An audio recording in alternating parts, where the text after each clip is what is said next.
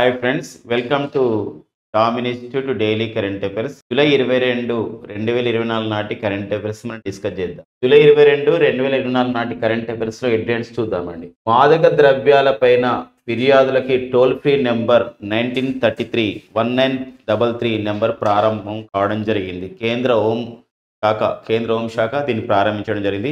దానికి సంబంధించిన విశేషాలు చూద్దాం.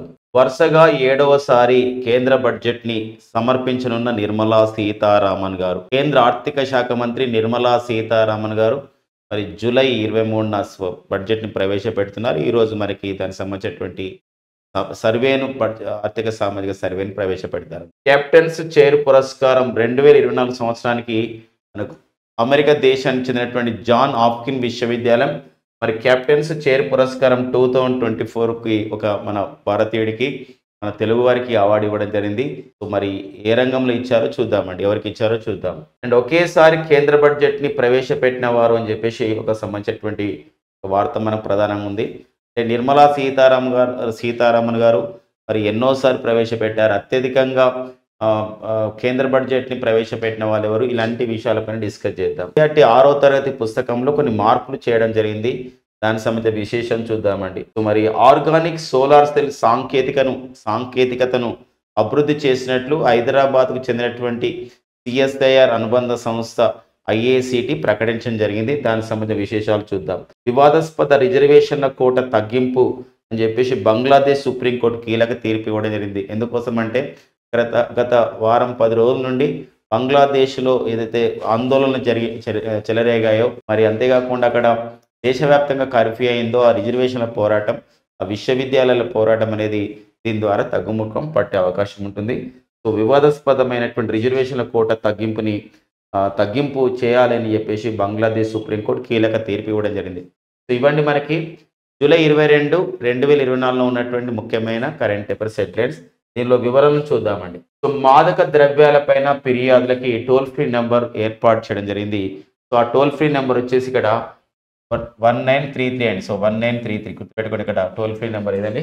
సో మాదక ద్రవ్యాలపైన ఏర్పాటైనటువంటి టోల్ ఫ్రీ నెంబర్ అనమాట. మాదక ద్రవ్యాలపైన ఒక టోల్ ఫ్రీ నెంబర్ ఏర్పాటు చేయడం జరిగింది. అది సో ఒకనేదండి 1933 అండి. 1933 ఏర్పాటు చేశారు. సో మరి ఎవరు ఏర్పాటు చేశారు ఏంటి, దానికి సంబంధించినటువంటిది చూసినట్లయితే ఇక్కడ కేంద్ర హోంమంత్రిత్వ శాఖ ఈ యొక్క ఏర్పాటు చేసింది. మాదక ద్రవ్యాలు డ్రగ్స్ పైన ఫిర్యాదులకి, అంటే డ్రగ్స్ అంటే ఇక్కడ మాదక ద్రవ్యాల తయారీ కానివ్వండి, సరఫరా చేసే వాళ్ళు కానివ్వండి, కొనుగోలు చేసే వాళ్ళ పైన కానివ్వండి, విక్రయాలు చేసే వాళ్ళ కానివ్వండి, నిల్వ చేసే కానివ్వండి, స్మగ్లింగ్ కానివ్వండి, ఇలాంటి తదితర అంశాలపైన ప్రభుత్వానికి ఫిర్యాదు చేయొచ్చు. మనకి 24 hours ఈ హెల్ప్ లైన్ నెంబర్ పనిచేస్తున్నట్లు కేంద్ర హోంమంత్రిత్వ శాఖ అధికారికంగా ప్రకటించడం జరిగింది. దీనికి ఈ యొక్క ఏదైతే మనకు 1933 ఉంది, ఇప్పుడు 1933 అనేది 1933 అనేది మాదక ద్రవ్యాల హెల్ప్ లైన్ నెంబర్. దీనికి మనము మానస్ హెల్ప్ లైన్ నెంబర్ కూడా పిలుస్తారండి. మానస్ అని చెప్పేసి అంటే మానస్. సో మానస్ అని చెప్పేసి అంటే దానికి ఒక అబ్రివేషన్ ఇవ్వడం జరిగింది. మానస్ హిందీ అబ్రివేషన్ ఏంటంటే ఇక్కడ మాదక పదార్థ నిషేధ్ అసూచనా కేంద్ర. మరొకసారి చూడండి, మానస్ అంటే అర్థం ఏంటంటే ఇక్కడ మాదక పదార్థ నిషేధ్ అసూచనా కేంద్ర అని చెప్పేసి ఇక్కడ ఇవ్వడం జరిగింది అనమాట. అంటే గతంలో మనం చూసినట్లయితే ఇక్కడ ఏంటంటే బెంగళూరులోని నిమాన్స్ అనే సంస్థ ఉంది. బెంగళూరులో నిమాన్స్ అనే సంస్థ ఉంది. నిమాన్స్ అని చెప్పేసి అంట బెంగళూరు కేంద్రంగా పనిచేస్తున్నటువంటి సంస్థ NIMHANS. National institution for the mental health and neuro sciences అంటాం. వాళ్ళు కూడా ఈ టెలిమానస్ అనే ఒక కార్యక్రమాన్ని ప్రారంభించారు. సో టెలిమానస్ ద్వారా ఏంటంటే టెలిమానస్ అనే కార్యక్రమం ద్వారా మానసిక రోగులకి వాళ్ళు చికిత్సను అందజేస్తారు. దాన్ని మనం టెలిమానస్ అంటాం. టెలిఫోన్ ద్వారా వాళ్ళకి ఏదన్నా మానసిక అనారోగ్యం ఉన్నప్పుడు చికిత్సను అందజేయడం, అది టెలిమానస్ అంటాం. ఇది మానస్ అంటే అర్థం ఏంటంటే ఇదండి. మానస్ అంటే మాదక పదార్థ నిషేధ్ అసూచనా కేంద్ర అని చెప్పేసి ఒక హెల్ప్ లైన్ నెంబర్ అనమాట. 1933 అని చెప్పేసి ఒక హెల్ప్ లైన్ నెంబర్ అందించడం జరిగింది. కేంద్ర హోంమంత్రిత్వ శాఖ దీన్ని ఏర్పాటు చేయడం జరిగింది. సో ఇది వెరీ ఇంపార్టెంట్గా ఉంటుంది. ఎందుకోసం అంటే ఈరోజు దేశవ్యాప్తంగా కూడా చాలా ప్రాంతాల్లో ఈ మాదక ద్రవ్యాలు అనేది పెరుగుతున్న నేపథ్యం ఉంది. సో మాదక ద్రవ్యాలు అనేది ఏ స్థాయికి వచ్చాయంటే ఇక్కడ ఈరోజు స్కూళ్ళల్లో కూడా మాదక ద్రవ్యాలు వస్తున్న నేపథ్యాన్ని మనం ఇక్కడ ఈ మధ్యలో మనం పేపర్లలో చూస్తున్నాం. అందుకోసమే ముందు జాగ్రత్త చర్యగా ఈరోజు తెలంగాణ రాష్ట్ర ప్రభుత్వం అయితే ఒక మాదక ద్రవ్యాలని అరికట్టడం, వాటిపైన అవగాహన కలిగించే ప్రధానమైన ఉద్దేశంతో ప్రహరీ క్లబ్లను కూడా ఏర్పాటు చేయడం జరిగింది తెలంగాణ రాష్ట్ర ప్రభుత్వం. సో ప్రహరీ క్లబ్లను ఏర్పాటు చేయడం జరిగింది. అలాంటి నేపథ్యం ఈ మధ్య కాలంలో పంజాబ్ రాష్ట్రంలో ఒక పాకిస్తాన్కి సరిహద్దు వెంబడి ఉన్నటువంటి ఒక జిల్లాలలో అక్కడ మాదక ద్రవ్యాల నిరోధం గురించి ఇక్కడ ప్రాజెక్టు నిశ్చయ్ లేదా ఆపరేషన్ నిశ్చయ్ అని చెప్పేసి అంటామండి. ఆపరేషన్ నిశ్చయ్ అనే కార్యక్రమాన్ని కూడా మనకి ఏర్పాటు చేయడం జరిగింది, ప్రారంభించడం జరిగింది మాదక ద్రవ్యాల నిరోధకం గురించి పంజాబ్ రాష్ట్రంలో. సో అలాంటి నేపథ్యాన్ని మనం ఇక్కడ కొత్త విషయాలు ఇంపార్టెంట్గా ఉంటాయండి. సో హోంశాఖ అంటున్నాం కాబట్టి ప్రజెంట్ మన కేంద్ర హోంశాఖ మంత్రి ఎవరు అని చెప్పేసి అంటే అమిత్ షా అండి. కేంద్ర హోంశాఖ మంత్రి వచ్చేసి అమిత్ షా అండి. అండ్ కేంద్ర ఓకేనా హోంశాఖ కార్యదర్శి వచ్చేసి ఇక్కడ ఏంటంటే అజయ్ కుమార్ భల్లా అండి. ఓకేనా, నెక్స్ట్ చూద్దాం. వరుసగా 7వసారి కేంద్ర బడ్జెట్ను సమర్పించనున్న నిర్మలా సీతారామన్ అండి. సో మరి నిర్మలా సీతారామన్ గారు మరి కేంద్ర ఒక ఆర్థిక శాఖ మంత్రిగా వారు 2019 నుండి కూడా ప్రతి సంవత్సరం వాళ్ళే ప్రవేశపెడుతున్నారండి. ఇప్పుడు ఇలా వరుసగా 7వసారి కేంద్ర బడ్జెట్ను ప్రవేశపెడుతున్నటువంటి తొలి మహిళగా కూడా వీరు రికార్డు పొందడం జరిగింది నిర్మలా సీతారామన్ గారు. మరి జూలై 23, 2024 లోకసభలో వీరు పెట్టబోతున్నారు రేపు. 2019 నుండి కూడా ప్రతి సంవత్సరం కూడా వరుసగా ఇలా ఈ కేంద్ర బడ్జెట్ని, యూనియన్ బడ్జెట్ని వీరే ప్రవేశపెడుతున్నారు అన్నమాట. కానీ దేశంలో అత్యధికంగా 10 సార్లు కేంద్ర బడ్జెట్ను ప్రవేశపెట్టిన వారు మొరార్జీ దేశాయ్. 1959 నుండి 64 మధ్యలో ప్రతి సంవత్సరం వాళ్ళే ప్రవేశపెట్టారు. 1967 to 1969 మధ్య కూడా వారే ప్రవేశపెట్టడం జరిగింది. కానీ వరుసగా కాదండి, ఇలా వరుసగా 7 సార్లు మాత్రం ప్రవేశపెట్టింది మాత్రం ఇక్కడ నిర్మలా సీతారామన్ గారు అనమాట. గతంలో పి చిదంబరం గారు 9 సార్లు ప్రవేశపెట్టడం జరిగింది. ప్రణబ్ ముఖర్జీ గారు అయితే 8 సార్లు ప్రవేశపెట్టడం జరిగింది. సిడి దేశ్ముఖ్, యశ్వంత్ సిన్హా 7 సార్లు ప్రవేశపెట్టడం జరిగింది. కాబట్టి ఇప్పుడు ఒక విషయం గుర్తుపెట్టుకోవాలి, 7 సార్లు కేంద్ర బడ్జెట్ను ప్రవేశపెట్టిన వారు ఎవరన్నప్పుడు ఇక్కడ సిడి దేశ్ముఖ్ అవుతారు, యశ్వంత్ సిన్హా, వీరితో పాటుగా ఇప్పుడు ఎవరు వస్తారండి నిర్మలా సీతారామన్ కూడా వస్తారండి. నిర్మలా సీతారామన్ గారు కూడా వస్తారు. మరి మన్మోహన్ సింగ్ అంటే మనకి ప్రధానమంత్రిగా పనిచేశారు మన్మోహన్ సింగ్. అంతకన్నా ముందు ఆర్థిక శాఖ మంత్రిగా ఉన్నారు మనకి పివి నరసింహారావు ప్రధానమంత్రిగా ఉన్నప్పుడు. కాబట్టి మన్మోహన్ సింగ్, వైబీ చౌహాన్, అరుణ్ జైట్లీ వీళ్ళు 5 సార్లు ప్రవేశపెట్టడం జరిగింది కేంద్ర బడ్జెట్, ఈ యొక్క యూనియన్ బడ్జెట్ని. టిటి కృష్ణమాచారి 4 సార్లు ప్రవేశపెట్టడం జరిగింది కేంద్ర బడ్జెట్ని అనమాట. ఓకేనా. మరి ఒకేసారి కేంద్ర బడ్జెట్ని ప్రవేశపెట్టిన వారు ఎవరంటే జవహర్లాల్ నెహ్రూ గారు మరి భారత ప్రధాని హోదాలో ఒకసారి ప్రవేశపెట్టడం జరిగింది. సచింద్ర చౌదరి ఒకసారి ప్రవేశపెట్టారు, ఇందిరాగాంధీ. సో అందుకోసమే మనకు కొన్ని ఉంటాయండి బిడ్స్. ఎలా అంటే ఓకేనా, కేంద్ర బడ్జెట్ని ప్రవేశపెట్టినటువంటి తొలి మహిళ అంటే ఇక్కడ ప్రధాని హోదా ఎవరంటే ఇందిరాగాంధీ. కానీ వరుసగా 7 సార్లు కేంద్ర బడ్జెట్ని ప్రవేశపెట్టిన మహిళ అంటే నిర్మలా సీతారామన్ అవుతారు. చరణ్ సింగ్ ఒకసారి ప్రవేశపెట్టారు. ఎన్డి తివారీ, నారేంద్ర తివారీ గారు ఒకసారి, ఎస్బి చౌహాన్ గారు ఒకసారి, మధు దండావతి ఒకసారి, అండ్ పీయూష్ గోయల్ వారు కూడా ఒకసారి ప్రవేశపెట్టడం జరిగింది అనమాట. ఇలా మొత్తం ఒకేసారి ఒకసారి మాత్రమే కేంద్ర బడ్జెట్ ప్రవేశపెట్టిన వారు ఎవరంటే జవహర్లాల్ నెహ్రూ ఒకరు, and Sachendra Chaudhary 2, Indira Gandhi 3, Charan Singh 4, ND Tiwari 5, SB Chauhan 6, and Madhu Dandavate 7, Piyush Goyal 8. అంటే ఒకసారి మాత్రమే కేంద్ర బడ్జెట్ ప్రవేశపెట్టిన వారు ఎంతమంది అంటే 8 మంది అండి. అలాగే 2 సార్లు కేంద్ర బడ్జెట్ని ప్రవేశపెట్టిన వారంటే C Subrahmanyam, DP Singh, Jaswant Singh, RK Shanmugham Chetty, John Mathai వీరు 2 సార్లు ప్రవేశపెట్టడం జరిగింది. మరి 2 సార్లు కేంద్ర బడ్జెట్ని ప్రవేశపెట్టిన వారు ఎంతమంది అని చెప్పేసి అన్నప్పుడు ఇక్కడ ఎంతమంది అంటే 5 అనమాట. 5 2 సార్లు బడ్జెట్ ప్రవేశపెట్టడం జరిగింది. సో ఒకేసారి బడ్జెట్ ఒక్కసారి బడ్జెట్ ప్రవేశపెట్టిన వారు 8 మంది అయితే ఇక్కడ 2 సార్లు బడ్జెట్ ప్రవేశపెట్టిన వారు వచ్చేసి ఇక్కడ ఏదమండి 5 అనమాట. ఇది ఒకటి నేపథ్యం. నెక్స్ట్ వచ్చి చూద్దామండి. నెక్స్ట్ అత్యధికంగా 10 సార్లు కేంద్ర బడ్జెట్ ప్రవేశపెట్టిన వారు అత్యధికంగా అంటే మొరార్జీ దేశాయ్. 9 సార్లు కేంద్ర బడ్జెట్ ప్రవేశపెట్టిన వారు చిదంబరం. ప్రణబ్ ముఖర్జీ వచ్చేసి 8 సార్లు. మరి నిర్మలా సీతారామన్ గారు, సిడి దేశ్ముఖ్, యశ్వంత్ సిన్హా వీళ్ళు 7 సార్లు ప్రవేశపెట్టడం జరిగింది. సో అలాంటి నేపథ్యం. దాంతో పాటుగా మనం చూసినట్లయితే ఇక్కడ మన్మోహన్ సింగ్, వైబీ చౌహాన్, అరుణ్ జైట్లీ వీళ్ళు 5 సార్లు ప్రవేశపెట్టడం జరిగింది అనమాట. మరి టిటి కృష్ణమాచారి 4 సార్లు ప్రవేశపెట్టడం జరిగింది. ఇంకొక విషయం ఉందండి. మరి ఇంకొకటి ఏంటంటే ఆర్ వెంకటరామన్ గారు అండ్ హెచ్ఎం పటేల్ గారు 3 సార్లు ప్రవేశపెట్టడం జరిగింది. సో ఈ పాయింట్ కూడా ఇంపార్టెంట్ అండి. సో ఆర్ వెంకటరామన్ గారు అండ్ వీళ్ళు కేంద్ర మన భారత రాష్ట్రపతి కూడా పనిచేశారు ఆర్ వెంకటరామన్ గారు. హెచ్ఎం పటేల్ 3 సార్లు ప్రవేశపెట్టడం జరిగింది. ఇలా ప్రతి అంశం చూడండి, 10 సార్లు బడ్జెట్ ప్రవేశపెట్టిన వాళ్ళు 10 నుండి ఫస్ట్, 9 సార్లు, 8 సార్లు, 7 సార్లు నుండి వరుసగా ఒకసారి ప్రవేశపెట్టిన వాళ్ళపైన కూడా మనం మొత్తం డీటెయిల్గా ఇన్ఫర్మేషన్ అందించడం జరుగుతుందండి. ఓకే, నెక్స్ట్ వచ్చేసి మనకి ఓకేనా, ఈ జీర్ణకోశ వ్యాధులకి చికిత్స అందజేయడంలో ప్రపంచ ప్రఖ్యాతి గెలిచినటువంటి తెలుగు ఒక శాస్త్రవేత్త నుంచి, ఒక వైద్యుల నుంచి వారే మరి డాక్టర్ డి నాగేశ్వర రెడ్డి గారు. వీరు మరి హైదరాబాద్లో Asian institute of the gastroenterology అనే సంస్థని ప్రారంభించడం జరిగింది. ఆ సంస్థకు చైర్మన్గా ఉన్నారు. వీరు ఈ యొక్క గ్యాస్ట్రోఎంటరాలజీలో అంటే జీర్ణకోశ వ్యాధుల సంబంధించిన విషయంలో విశేషమైన కృషి చేస్తున్నారు. విశేషమైన ఒక ప్రపంచ స్థాయి చికిత్సను అందిస్తున్నారు. ఆ ఘనతకు గుర్తింపుగా అమెరికాలోని జాన్ హాప్కిన్స్ విశ్వవిద్యాలయం వాళ్ళు అమెరికాలోని జాన్స్ హాప్కిన్స్ విశ్వవిద్యాలయం వాళ్ళు కెప్టెన్స్ చైర్ పురస్కారం 2024 సంవత్సరానికి వీరికి ఇవ్వడం జరిగింది. ఎవరికి ఇవ్వడం జరిగిందండి? మన తెలుగు వైద్యులైనటువంటి మన డాక్టర్ డి నాగేశ్వర రెడ్డి గారికి ఇవ్వడం జరిగింది అనమాట. అవార్డు గ్రహీత, వారు చేస్తున్నటువంటి కృషి. వచ్చేసి మనకి ఎన్సీఆర్టీ. సో ఎన్సీఆర్టీ పుస్తకం అనేది అంటే చేంజ్ అయింది అనమాట. కొంచెం సిలబస్ కొంచెం అందులో ఉన్నటువంటి పాఠ్య ప్రణాళికలు కూడా కొంచెం మార్పు తీసుకురావడం జరిగింది ఎన్సీఆర్టీలో. అంటే 3rd క్లాస్ నుండి 6th క్లాస్ ఎన్సీఆర్టీ పుస్తకాలు ఈ సంవత్సరం మారిపోయినాయి. ఒక ఎన్సీఆర్టీ అంటే national council for the educational research and training అని చెప్పేసి అంటాం. ఎన్సీఆర్టీ అంటే ఏంటంటే national council for the educational research training. మరి 6వ తరగతి పుస్తకం 6th క్లాస్ పుస్తకంలో కొన్ని మార్పులు వచ్చినాయి. మనకి 6వ తరగతి పుస్తకం అంటే సోషల్ సైన్సెస్ అని చెప్పేసి అంటాం. అందుకే సాంఘిక విజ్ఞాన శాస్త్ర పుస్తకం అని చెప్పేసి అంటాం.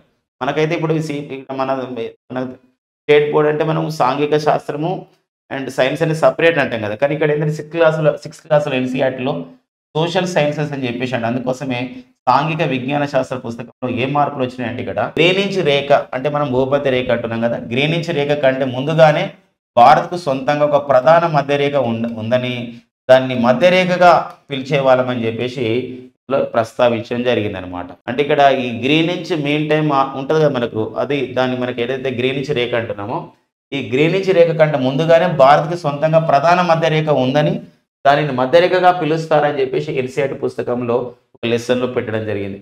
అంతేకాకుండా ఈ యొక్క గ్రీనించ్ రేఖ కంటే ముందుగానే భారత్కు సొంతంగా ఉన్న ప్రధాన మధ్యరేఖ లేదా దాన్ని మనం మధ్యరేఖ మిడిల్ లైన్గా పిలుస్తున్నది. ఇది మధ్యప్రదేశ్లోని ఉజ్జయిని మీదుగా వెళ్తుందని చెప్పేసి కూడా ఈ పాఠ్యాంశాల్లో చేర్చడం జరిగింది అనమాట. మధ్యప్రదేశ్లోని ఉజ్జయిని అండి.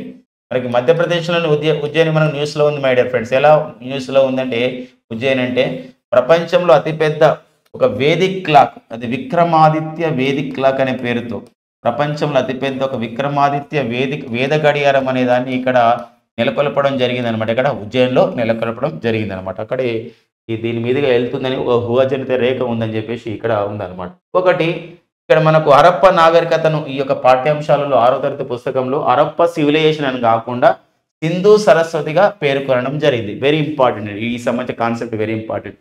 జనరల్గా మనం హరప్ప సివిలైజేషన్, హరప్ప నాగరికతని చదువుకుంటాం. బట్ ఎన్సీఆర్టీ పుస్తకంలో ఇప్పుడు మార్పు చెందినటువంటి సిలబస్లో ఉన్నటువంటి పాఠ్యాంశాల్లో హరప్ప నాగరికత అని కాకుండా, హరప్ప సివిలైజేషన్ అని కాకుండా సింధు సరస్వతి అనే ఒక దానిగా పేర్కొనడం జరిగింది. ఒక నదుల పేరు పైన పేర్కొనడం జరిగింది. Exploring society India and beyond అనే ఒక సంబంధించినటువంటి ఒక పాఠ్యాంశం పేరుతో కుల వ్యవస్థ గురించి ప్రస్తావన లేకుండా వేదాల అంశాలను వివరించడం జరిగింది. ఇక్కడ ఏంటంటే ఈ యొక్క క్యాస్ట్ సిస్టమ్ పైన ఇవ్వలేదన్నమాట. సో శూద్రులు, మహిళలు ఇలా సంబంధించినటువంటి అంటే ఇక్కడ అంటే క్యాస్ట్ సిస్టమ్ ఉంటుంది కండి. ఈ క్యాస్ట్ సిస్టమ్ కానివ్వండి, వర్ణ వ్యవస్థ ఇవన్నీ లేకుండా ఏం చేసిరంటే exploring society India and beyond అని ఒక లెసన్ పెట్టి, ఆ లెసన్లో ఈ క్యాస్ట్ సిస్టమ్ పైన లేకుండా, ఇలాంటి ప్రస్తావన లేకుండా వేదాల అంశాలను ఇందులో వివరించడం జరిగింది అన్నమాట. So exploring society India and beyond అనే పేరుతో ఇట్లా చేయడం జరిగింది. ఎన్సీఆర్టీ పుస్తకంలో ఒక పాఠ్యాంశాలు అనమాట. ఈ విషయాల్ని ఎన్సీఆర్టీకి డైరెక్టర్గా పనిచేసినటువంటి దినేష్ సక్లాని అండి. ఎవరండి? దినేష్ సక్లాని. సో దినేష్ సక్లాని ఈ విషయాన్ని ప్రకటించడం జరిగింది. అంతేకాకుండా ఇప్పుడు ఎన్సీఆర్టీ పుస్తకాల్లో కూడా ఇండియా ఎక్కడైతే పేరు ఉందో, ఇండియా అనే ఎక్కడైతే పాఠ్యాంశంలో ఉంటుందో దానికి భారత్ అని చేంజ్ చేస్తారు అనమాట. ఇది ఎవరు సూచించడం జరిగిందంటే ప్రొఫెసర్ ఇసాక్ కమిటీ. ఏదండి? Professor Isaac committee. మరొకసారి ఇండియా పేరుని ఎలా సూచించడం జరిగిందంటే భారత్ అని అక్కడ రాస్తున్నారు అనమాట ఎన్సీఆర్టీ పుస్తకాల్లో. ఇలా రాయాలి ఎన్సీఆర్టీ పుస్తకాల్లో. మరి ఇండియా పేరును భారత్గా మార్చమని సూచించిన కమిటీ వచ్చేసి ఏ కమిటీ అండి?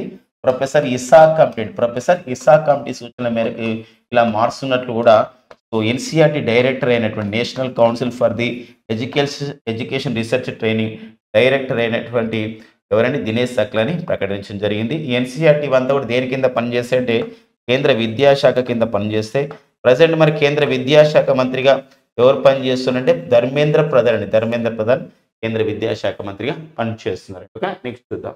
ఆర్గానిక్ సోలార్ సెల్ సాంకేతికత అభివృద్ధి చేయడం జరిగింది. అంటే హరిత పదార్థాలు అనమాట. అంటే ఇక్కడ ఏంటంటే ప్రకృతికి పర్యావరణానికి డ్యామేజ్ అయ్యే పదార్థాలను తీసుకొని సోలార్ సెల్ తయారు చేయడం లేదు. ఏదైతే మనకి ఇక్కడ ఏంటంటే పర్యావరణ హిత పదార్థాలతో ఈ సోలార్ సెల్స్ తయారు చేస్తారు. దీన్ని మనం ఆర్గానిక్ సోలార్ సెల్ అంటున్నాం. ఇలాంటి ఆర్గానిక్ సోలార్ సెల్ అనే కాన్సెప్ట్ గతంలో ప్రొఫెసర్ గిడ్జెల్ ఆచార్య అంటే ఇక్కడ ప్రొఫెసర్ గిడ్జెల్ అనే శాస్త్రవేత్త 1990లోనే స్విట్జర్లాండ్లో ఈ ఆర్గానిక్ సోలార్ సెల్ అనే సాంకేతికత అభివృద్ధి చేయడం జరిగింది. ఈ ఆర్గానిక్ సోలార్ సెల్ ఎలా ఉంటుందంటే ఓన్లీ ఎండున్నప్పుడే, అంటే జనరల్గా మనం మిగతా సౌర పలకాలు ఎలా ఉంటాయంటే ఎండున్నప్పుడు మాత్రమే సౌరశక్తిని మనం తయారు చేసుకుంటాయి, కానీ ఎండ లేనప్పుడు తయారు చేసుకోలేవు. కానీ ఇవి ఏంటంటే ఈ యొక్క ఆర్గానిక్ సోలార్ సెల్స్ ఈవెన్ మన రూమ్లో ఉన్నప్పుడు కూడా అంటే ఎండలో లేనప్పుడు రూమ్లో ఉన్నప్పుడు కూడా, ఇంటి లోపల ఉన్నప్పుడు కూడా, ఇంటి బయట కాకుండా ఇంటి లోపల ఉన్నప్పుడు కూడా ఇంట్లో ఉన్నటువంటి లైట్లకు ఆ విధంగా ఈ శక్తిని తయారు చేస్తాయి. ఇది ప్రత్యేకత అన్నమాట, ఆర్గానిక్ సోలార్ సెల్ ప్రత్యేకత. అంటే రానున్న రోజుల్లో మనం లైట్ ద్వారా కూడా ఒక లైట్ వేసుకున్నాం అనుకోండి, ఆ లైట్ విద్యుత్తో నడిస్తే ఆ విద్యుత్ ద్వారా కూడా మనం సోలార్ సెల్స్ని ద్వారా అక్కడ నుండి తీసుకొని ఏం చేయొచ్చు అంటే మనము మరింతగా ఇక్కడ విద్యుత్తుని ఉత్పత్తి చేసుకోవచ్చు ఆర్గానిక్ సోలార్ సెల్ ద్వారా. దీన్ని మనం ఏమంటామంటే డై సెన్సిటైజ్ సాంకేతిక అని అంటామండి. ఇది డై సెన్సిటైజ్ సాంకేతిక ద్వారా సోలార్ సెల్లో కాంతి శోషణ సామర్థ్యాన్ని, కాంతి శక్తి మార్పిడి సామర్థ్యాన్ని మెరుగుపరుస్తారు. అంటే శోషణం చేసుకుంటాయి అండ్ మళ్ళీ ఇస్తాయి అన్నమాట. అది ఆ సాంకేతికత మేము అభివృద్ధి చేశామని చెప్పేసి మరింతగా ఐఐసిటి ప్రకటించడం జరిగింది. అంతా కూడా ఈ సోలార్ సెల్స్ అన్ని కూడా పర్యావరణహిత పదార్థాలతో తయారు చేయడం జరిగింది అనమాట. ఇటీవల కాలంలో మనకి ఐఐసిటి శాస్త్రవేత్తలు చాలా పరిశోధన చేశారు. ఇక్కడ ఏంటంటే మనకి బాయిలర్ చికెన్ ఇవన్నీ ఉన్నాయండి, కోళ్ళని ఉంటాయి. కోళ్ళు మనం కోళ్ళకు సంబంధించినటువంటి ఏదైతే ఈకలు ఉంటాయో ఆ ఈకల ద్వారా కూడా ప్లాస్టిక్స్ తయారు చేస్తుంది. అంటే బయో ప్లాస్టిక్స్ అని చెప్పేసి అంటాం. అంటే కోడి బొచ్చు అంటాం కదా, దాని ద్వారా సో ఏం చేస్తారంటే ఇక్కడ బయో ప్లాస్టిక్స్ తయారు చేస్తారు అనమాట. అలా ఘనత ఎవరికి ఉందంటే ఐఐసిటి. అలా అడగొచ్చు, కోడి ఈకల ద్వారా, కోడి బొచ్చు ద్వారా సో బయో ప్లాస్టిక్స్ తయారు చేసిన సంస్థ ఏదంటే ఐఐసిటి సంస్థ. ఐఐసిటి ఎక్కడ ఉందంటే హైదరాబాద్ ఉంది. ఇటీవల కాలంలో ఆర్గానిక్ సోలార్ సెల్ సాంకేతికతను మన దేశంలో అభివృద్ధి చేసిన సంస్థ ఏదంటే ఐఐసిటి అంటే Indian institute for the chemical technology అని చెప్పేసి అంటాం. IICT Indian institute for chemical technology, Indian institute of the chemical technology అని చెప్పేసి అంటామండి. మనకి హైదరాబాద్లో ఉంటుంది ఐఐసిటి సంస్థ. దేనికి అనుబంధంగా పనిచేస్తుంది మై డియర్ ఫ్రెండ్స్ అంటే ఇది సిఎస్ఐఆర్కి అనుబంధంగా పనిచేస్తుంది. Council for the scientific and industrial research అని అంటాం సిఎస్ఐఆర్, దానికి అనుబంధంగా పనిచేస్తుంది. మరి సిఎస్ఐఆర్కి ప్రజెంట్ డైరెక్టర్ జనరల్గా పనిచేస్తున్న వారు వచ్చేసి మనకు నల్లతంబి కలైసెల్వి సిఎస్ఐఆర్కి డైరెక్టర్ జనరల్గా నియమితులైన తొలి మహిళ అనమాట. ఎందుకోసం అంటే ఈ యొక్క సోలార్ సెల్ సాంకేతిక అనేది మనకు చాలా ఇంపార్టెంట్. ఎందుకోసం అంటే జనవరి 22, 2024 మన భారత ప్రధాని నరేంద్ర మోడీ గారు పిఎం సూర్యఘర్ యోజన అనే కార్యక్రమానికి ప్రారంభించడం జరిగింది. దీని ద్వారా ఏంటంటే మనకి ఏంటంటే దేశంలో 1 కోటి కుటుంబాల వాళ్ళ ఇంట్ల పైన ఏం చేస్తున్నారంటే మనకి సోలార్ ప్యానెల్స్ ఏర్పాటు చేస్తారు. తద్వారా వాళ్ళు ఉత్పత్తి చేసుకొని సౌర విద్యుత్తును ఉత్పత్తి చేసుకొని మళ్ళీ వారు ఇంటి అవసరాలకు 300 యూనిట్ల వరకు ఫ్రీగా వాడుకోవచ్చు అనమాట. అలాంటి కార్యక్రమం దానిలో మనకి సోలార్ సెల్స్ చాలా అవసరం ఉంది. మనం సోలార్ సెల్కి కావాల్సినటువంటి సిలికా ఏదైతుందో ఈ సిలికా మూలకాన్ని ఎక్కువగా విదేశాల నుండి మనం తెచ్చుకుంటున్నాం. ఇప్పుడు ఇది సొంతంగా మన దేశంలోనే పర్యావరణ ఈత పదార్థాలతో తయారు చేస్తాం కాబట్టి మనకు దానివల్ల మనకి ఏంటంటే సిలికేకి అవసరం లేకుండా మరింతగా మనకు ఈ సోలార్ సెల్స్ మనకు వినియోగంలోకి రాబోతున్నాయి అనమాట. ఓకేనండి, నెక్స్ట్ చూద్దామండి. వివాదాస్పద రిజర్వేషన్ల కోట తగ్గింపు బంగ్లాదేశ్ సుప్రీంకోర్టు కీలక తీర్పు ఇచ్చిందండి. గత వారం 10 రోజుల నుంచి బంగ్లాదేశ్లో పదుల సంఖ్యలో అక్కడ కనిపిస్తే కాల్చివేత లాంటివి కూడా సైన్యం తీసుకోవడం జరిగింది. అంత ఉధృతమైందనమాట అక్కడ ఆందోళన. దేశవ్యాప్తంగా కర్ఫ్యూ విధించారు. కారణం ఏందో ఒకసారి చూద్దాం. సో మన భారతదేశం మాత్రం ఒకటి వ్యాఖ్యానించింది. ఏమనంటే ఇది బంగ్లాదేశ్ యొక్క అంతర్గత విషయం అని చెప్పేసి వ్యాఖ్యానించడం జరిగింది. కానీ అక్కడ బంగ్లాదేశ్లో మన వాళ్ళు కొందరు మన భారతీయులు ఉన్నారు. వాళ్ళందరూ కూడా స్వదేశం రావడానికి ఏర్పాటు చేయడం జరిగిందనమాట. ఇలాంటి క్రమంలో అసలు ఏమైందో చూద్దాం. బంగ్లాదేశ్లో పోరాడడానికి గల కారణం ఏంది? ఈ యొక్క రిజర్వేషన్ల కోట తగ్గింపు ఏంటి అని చూద్దాం. 1971లో దేశ స్వాతంత్రం కోసం పోరాడిన వారి కుటుంబ సభ్యులకి 30% కోటా విధంగా అమలు చేయాలని గతంలో బంగ్లాదేశ్ ప్రభుత్వం నిర్ణయించింది. బంగ్లాదేశ్ ప్రభుత్వం నిర్ణయించింది. అయితే దీనిపైన కోర్టుకి వెళ్ళారు చాలా మంది. అంటే ఎవరైతే ఇప్పుడు 1971లో అప్పుడు తూర్పు పాకిస్తాన్ ఉండేది. 1971లో ఈ తూర్పు పాకిస్తాన్ అనేది 1971లో తూర్పు పాకిస్తాన్ అనేది ఉండే దేశం. ఈ తూర్పు పాకిస్తాన్ బంగ్లాదేశ్గా మారడం జరిగింది, విమోచన చెందింది. భారతదేశం అప్పుడు ఆపరేషన్ విజయ్ అనే ఒక కార్యక్రమం నిర్వహించింది. ఆ టైంలో చాలామంది షేక్ ముజిబుర్ రెహమాన్, బంగ్లాదేశ్ జాతిపిత అయినటువంటి మరి షేక్ ముజిబుర్ రెహమాన్ పోరాటం అనేది ఎనలేంది. అంతేకాకుండా ఆ టైంలో మన భారత ప్రధాని ఇందిరాగాంధీ కూడా బంగ్లాదేశ్ ఏర్పాటు కావడంలో తనదైన పాత్రను పోషించడం జరిగిందనమాట, సపోర్ట్ చేయడం ద్వారా. ఈ క్రమంలో ఎంతోమంది అమరులయ్యారు, కొందరు పోరాడారు, కొందరు ఆ పోరాటంలో ఇంకా బతుకున్నారు. అలాంటి వాళ్ళ కుటుంబ సభ్యులు ఎవరైతే బంగ్లాదేశ్ స్వాతంత్రం గురించి పోరాడినటువంటి కుటుంబ సభ్యులు ఉంటారో వాళ్ళకి 30% కోట రిజర్వేషన్లు అనమాట, ఈ విద్యా ఉద్యోగాలు. అలాంటప్పుడు ఏమైందంటే బంగ్లాదేశ్ ప్రభుత్వం ఈ నిర్ణయం తీసుకుంది. అయితే 2018 సంవత్సరంలో ఈ ఉత్తర్వులు నిలిపివేయడం జరిగింది సుప్రీంకోర్టు, ఇది కరెక్ట్ కాదని. అయితే మళ్ళీ కోర్టు మళ్ళీ రివ్యూ చేయడం జరిగింది. రివ్యూ చేస్తే 2024 ఈ సంవత్సరంలోనే జూన్లో అమలు చేయాలని సుప్రీంకోర్టు తీర్పు ఇవ్వడం జరిగింది. ఈ యొక్క 30% కోట ఇవ్వాలి ఈ స్వాతంత్ర సమరయోధులకి, 1971లో బంగ్లాదేశ్లో పోరాడినటువంటి బంగ్లాదేశ్ల కుటుంబ సభ్యులకి ఈ 30% రిజర్వేషన్లు ఇవ్వాలని 2024 జూన్లో అమలు చేయాలని సుప్రీంకోర్టు తీర్పు ఇచ్చింది. ఎప్పుడైతే తీర్పు ఇచ్చారో దేశవ్యాప్తంగా ఏమైందంటే ఆందోళనలు జరిగినాయి. ఆందోళనలో పదుల సంఖ్యలో చనిపోవడం జరిగింది. ఈ క్రమంలోనే ఇప్పుడు మన బంగ్లాదేశ్ సుప్రీంకోర్టు ఏం చేసిందంటే రిజర్వేషన్ల కోట తగ్గింపించింది. 30% బంగ్లాదేశ్లో ఉన్నటువంటి స్వాతంత్ర సమరయోధుల కుటుంబాలకు 30% ఇవ్వాలనేది గతంలో నిర్ణయం. ఇప్పుడు ఏం చేసిందంటే ఆ కోటని 5% తగ్గించడం జరిగింది. ఆందోళనలతో స్వాతంత్ర సమరయోధుల యొక్క కోటాను 5% తగ్గింపు చేయడం జరిగింది. మిగతా 93% అంతా కూడా ప్రతిభ ఆధారంగా నియామకాలు జరుగుతాయి. మరి 93% మరి 5% అంటే ఏమవుతుందంటే 98% అవుతుంది. మరి మిగతా 2% ఏంటంటే మైనార్టీలు, ట్రాన్స్జెండర్స్, దివ్యాంగులకు మిగతా కేటాయింపు జరుగుతుంది. 93% మాత్రం మొత్తం ఎలాంటి రిజర్వేషన్ లేకుండా ప్రతిభ ఆధారంగా నియామకాలు జరగాలని బంగ్లాదేశ్ సుప్రీంకోర్టు తీర్పు ఇవ్వడం జరిగింది. సో మనకు బంగ్లాదేశ్లో ఈ గొడవ గల కారణాలని ఇక్కడ డిస్కస్ చేసుకోవడం జరిగింది, ఆందోళన గల కారణాలు. మరి బంగ్లాదేశ్ అంటున్నాం, బంగ్లాదేశ్ ప్రెసిడెంట్ మనకి ప్రధాని, బంగ్లాదేశ్కు 5వసారి ప్రధానిగా నియమితులైన వారు షేక్ హసీనా. బంగ్లాదేశ్ ప్రస్తుత అధ్యక్షుడు వచ్చేసి ఇక్కడ షేహబుద్దీన్ చుప్ అనేవారు బంగ్లాదేశ్ ప్రస్తుత అధ్యక్షుడు. ప్రధానమంత్రి వచ్చేసి షేక్ హసీనా. డాక్టర్ సి నారాయణ రెడ్డి సాహిత్య పురస్కారం అండి. మరి 2024 సంవత్సరానికి తెలంగాణ సారస్వత పరిషత్, మనకి హైదరాబాద్లోని బొగ్గులకుంట ప్రాంతంలో ఉంటుంది ఈ తెలంగాణ సారస్వత పరిషత్. సో మరి డాక్టర్ సి నారాయణ రెడ్డి సాహిత్య పురస్కారానికి 2024 సంవత్సరానికి ఎవరికి ఇవ్వడం జరిగిందంటే ప్రముఖ కవి అయినటువంటి డాక్టర్ యాకూబ్కి ఆ విధంగా ప్రదానం చేస్తున్నట్లు ప్రకటించడం జరిగింది అనమాట. ఈ మధ్య కాలంలో మనకి ప్రాంతీయ అవార్డ్స్ పైన మనకు చాలా ఇంపార్టెంట్ ఉందండి. మరి ఇక్కడ చూడండి, దాశరథి కృష్ణమాచార్య పురస్కారం. మరి దాశరథి కృష్ణమాచార్య ఫ్రెండ్స్ మనకందరికీ తెలుసు, మరి తెలంగాణ కోటి రతనాల వీణ అని చెప్పేసి అన్నవారు. మరి గొప్ప ఈ శత జయంతి జరుపుకుంటున్నాం. దాశరథి కృష్ణమాచార్య అవార్డుని 2024 సంవత్సరానికి తెలంగాణ ప్రభుత్వం ఎవరికి ప్రకటించిందంటే జూకంటి విశ్వనాథానికి ప్రకటించడం జరిగింది. మనకి ప్రకటించడం జరిగింది జూకంటికి. వీరు మట్టి కవిగా పేరు పొందడం జరిగింది. జూకంటి విశ్వనాథం గారు మట్టి కవిగా పేరొందిన వీరికి ఇవ్వడం జరిగిందండి, మట్టి కవి. ఓకేనా. రాజన్న సిరిసిల్లకు చెందిన వారు మరి వీరికి ఈ యొక్క అవార్డు అనేది ఇవ్వడం జరిగింది. ఓకే. మరి ఇక్కడ 2024 సంవత్సరానికి తెలంగాణ రాష్ట్ర ప్రభుత్వం చేత దాశరథి కృష్ణమాచార్య అవార్డుని ఎవరికి ఇచ్చాడని జూకంటి జగన్నాథానికి ఈ యొక్క అవార్డు అనేది ఇవ్వడం జరిగింది. మట్టి కవిగా పేరొందారు రాజన్న సిరిసిల్ల జిల్లాకు చెందినవారు.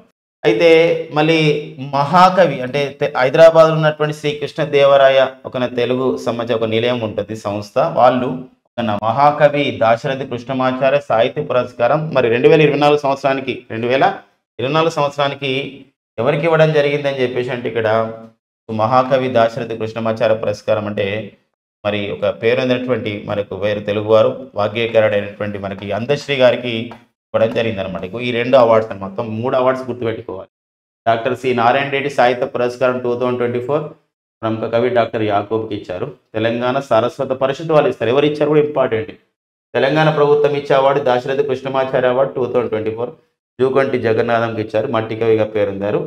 మహాకవి దాశరథి కృష్ణమాచార్య సాహిత్య పురస్కారం శ్రీ కృష్ణదేవరాయ తెలుగు నిలయం వాళ్ళు ఇచ్చారు. అందశ్రీకి ఇవ్వడం జరిగింది. Very important. ఎందుకోసం అంటే ఈసారి మనకు దాశరథి పైన అడిగే అవకాశం ఉంది. దాశరథి కృష్ణమాచార్య గారు మరి శత జయంతి ఉత్సవాలు జరుపుకుంటున్నాం. వారిపైన కూడా మనం డిస్కస్ చేద్దామండి. మరి దాశరథి కృష్ణమాచార్య పైన ప్రముఖ దినపత్రిక ఈనాడులో మామిడి హరికృష్ణ గారు రాసినటువంటి ఒక ఆర్టికల్ చాలా ఒక అద్భుతంగా ఉందండి. దానిపైన డిస్కస్ చేద్దాం. కాలం సృష్టించిన ధిక్కార స్వరం దాశరథి కృష్ణమాచార్య అని చెప్పేసి ఒక హెడ్డింగ్ ఇవ్వడం. సో దాశరథి కృష్ణమాచార్య గారు శత జయంతి ఉత్సవాలు జరుపుకుంటున్నాం.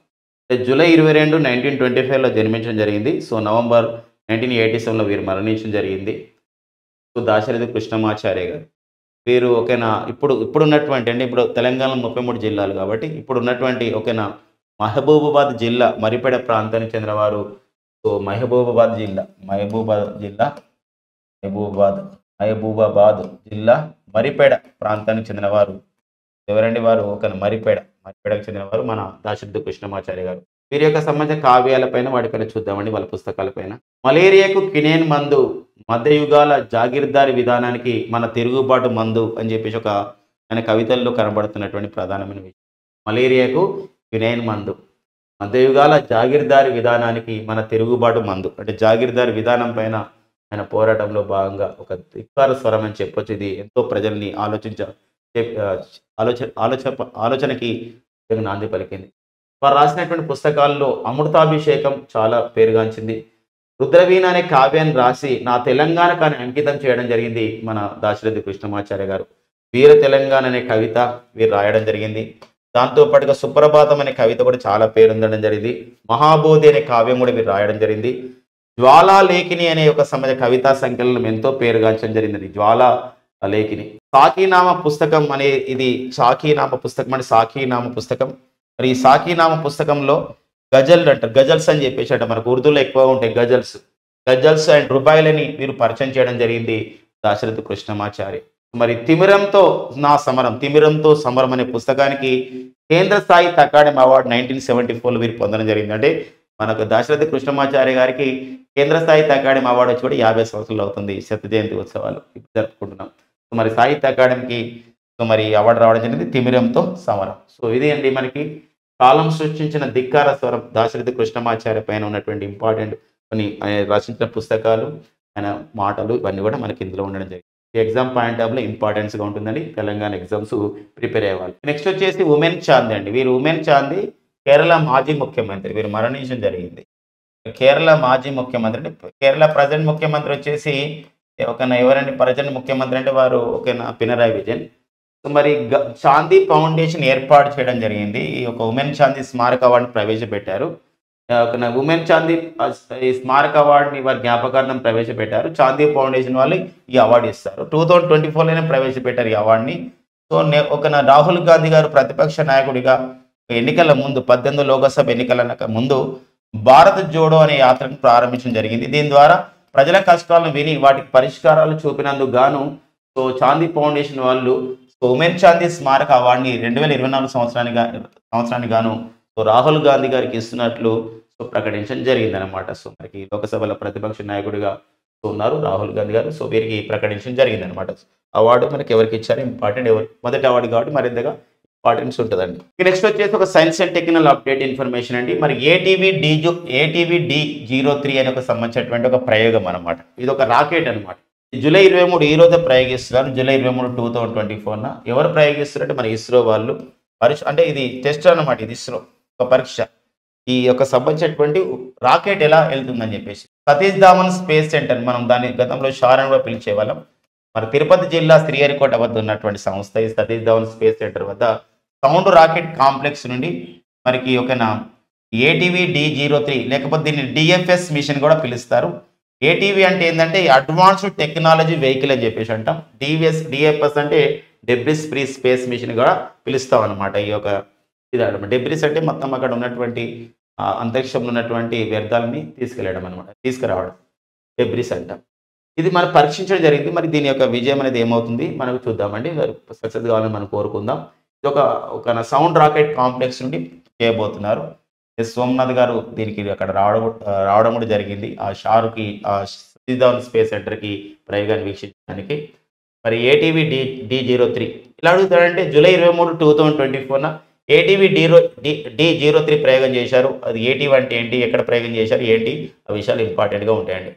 మరి సతీష్ ధావన్ స్పేస్ సెంటర్ అంటున్నాం. ఇది మనకి ప్రజెంట్ దీనికి డైరెక్టర్గా పనిచేసిన వారు రాజన్ అర్ముగం అండి. ఓకే, రాజన్ అర్ముగం అని చెప్పేసి అంటామండి. ఓకే, మనకి ఇస్రో చైర్మన్ వచ్చేసి సోమనాథ్ గారు. మరి కేరళ రాష్ట్రంలో నిఫా కలకన్ ఒక 14 సంవత్సరాల బాలుడు ఈ నిఫా అనే ఒక వైరస్ సోకడం ద్వారా అతను కోజికోడ్లో మరణించడం జరిగింది. ఈ నేపథ్యంలో మరొకసారి కేరళలో నిఫా కలకలం జరిగిందని చెప్పేసి 1999 సంవత్సరం తొలిసారి ఈ వైరస్ని గుర్తించారు. దీన్ని ఫ్రూట్ బ్యాట్ అనే గబ్బిలాలు ద్వారా, అంటే ఈ యొక్క వైరస్ అనేది ఫ్రూట్ బ్యాట్ గబ్బిలాలు ఉంటుంది, దాని నుండి జంతువుల నుండి మనుషులకి ఇట్లా వస్తుందని చెప్పేసి అనుకుందండి. కాబట్టి జూలై 2024 ఈ క్రింది ఏ రాష్ట్రంలో నిఫా కలకలం సృష్టించింది వైరస్ అంటే కేరళ రాష్ట్రంలో. కానీ కేరళ రాష్ట్రంలో సూచించడం జరిగింది అనమాట. నెక్స్ట్ వచ్చేసి మనకి స్పోర్ట్స్ అప్డేట్ చూద్దామండి. హంగేరీ ఫార్ములా 1 గ్రాండ్ ప్రీ అంటే హంగేరీ దేశంలో ఈ ఫార్ములా 1 రేస్ జరిగింది 2024. మరి విజేతగా ఆస్కార్ పియాస్ట్రీ, ఆస్ట్రేలియా దేశానికి చెందినటువంటి ఆస్కార్ పియాస్ట్రీ విజేతగా నిలవడం జరిగింది. మరి ఆస్కార్ పియాస్ట్రీ వెరీ ఇంపార్టెంట్ ఈ యొక్క సంబంధించిన స్పోర్ట్స్ పర్సన్, ఈ ఫార్ములా 1 రేసర్.